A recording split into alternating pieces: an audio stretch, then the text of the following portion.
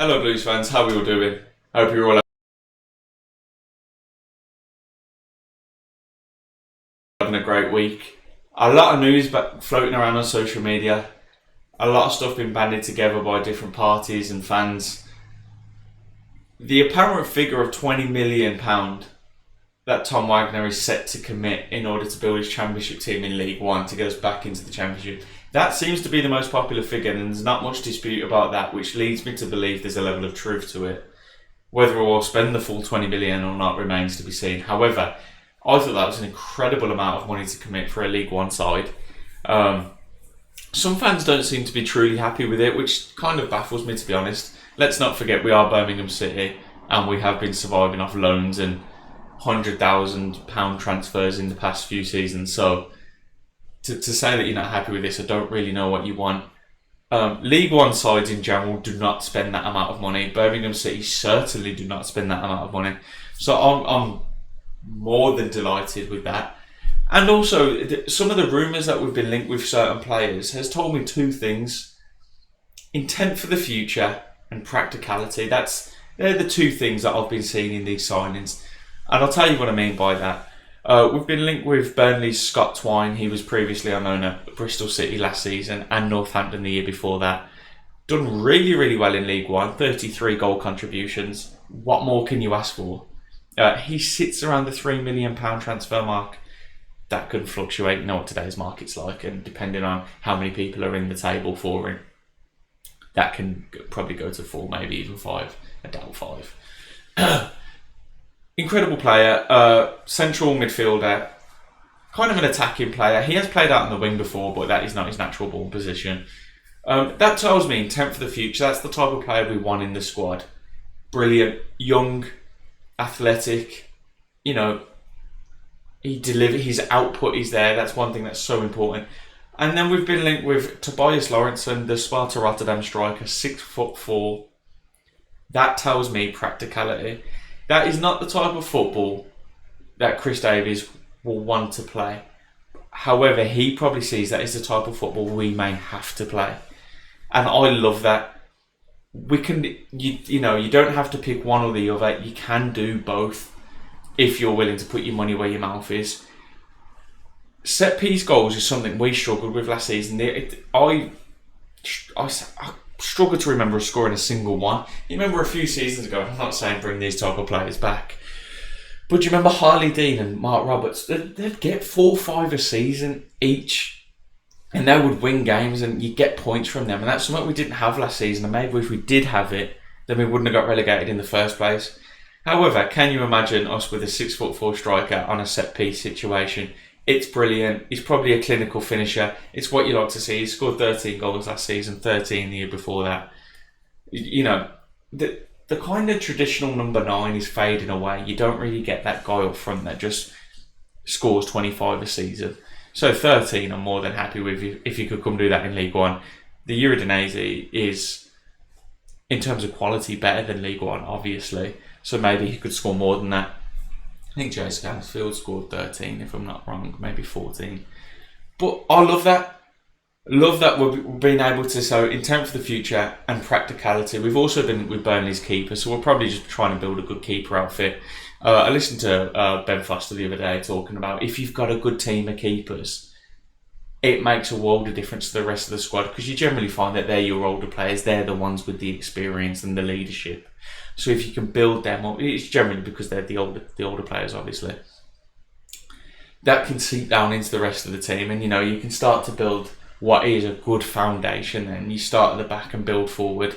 So yeah, I was really happy with that. And then I saw a comment on the last video, and I said, "Why do we never disagree with the Glazers and anything?" The Glazers? Bloody hell! Well, I don't know where that come from. I think I'm a Man United fan. Why do we never disagree with Knighthead and what they're doing? And it's not that I don't disagree with them on anything. It's just that I can see the practicality behind the decisions. That's all it is. There is something I disagree with them on, and I'll get to that in a second. But the only one in the past I've ever disagreed with was not necessarily the sacking of John Eustace. I wasn't really against that. I was, but I wasn't. I was against the appointment of Rooney.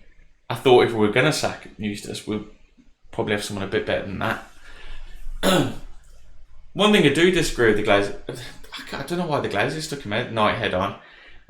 It's because I've just watched another podcast, that's what it is. I saw that they tried to move the Birmingham Wrexham game and get it played in the US.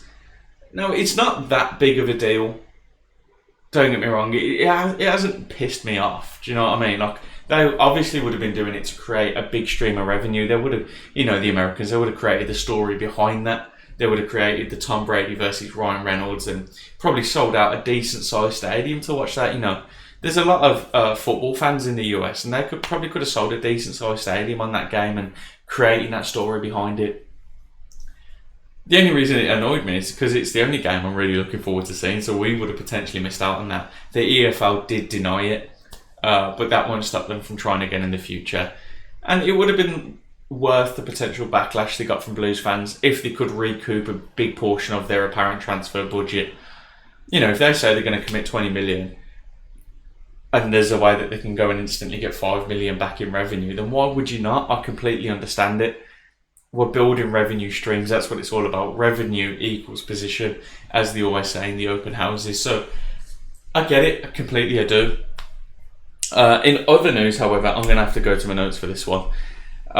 Our group stage, our group has been released for the Bristol Street Motors Trophy, the potential trip to Wembley. That's the way you got to look at it, guys.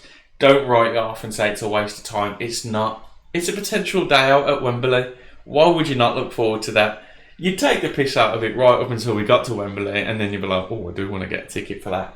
So you may as well just go into it with a positive spirit, a positive mindset. Anyway, here's our group. These are the under-21s, as you know. Teams in Division 1, Premier League, can play their under-21s team in this division. Arsenal, Brighton, Chelsea, Crystal Palace, Fulham, Leicester, West Ham. They're the under-21s teams. And then it's Shrewsbury and I believe Walsall are their first teams. It's not going to be easy.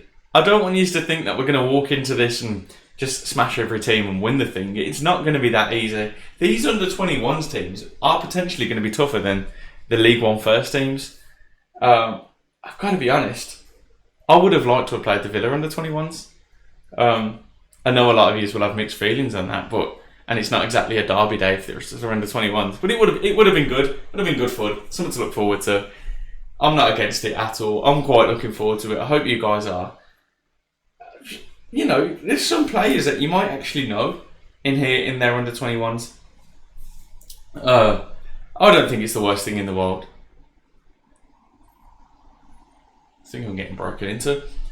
I'm quite looking forward to it, guys. Let me know what you thoughts. It's just a few bullet points that I wanted to hit with you today. Obviously, no transfers have come out, so there's not much to talk about on that front. Let me know how you guys feel about the budget, Bristol Street Motors Trophy run, the potential signings we'll be bringing in. Is there any signings that you think we'd do well to get? Just let us know. I hope you are all doing well, man. Like and subscribe. It really helps the channel. I really appreciate it, guys. Take it easy. See you soon.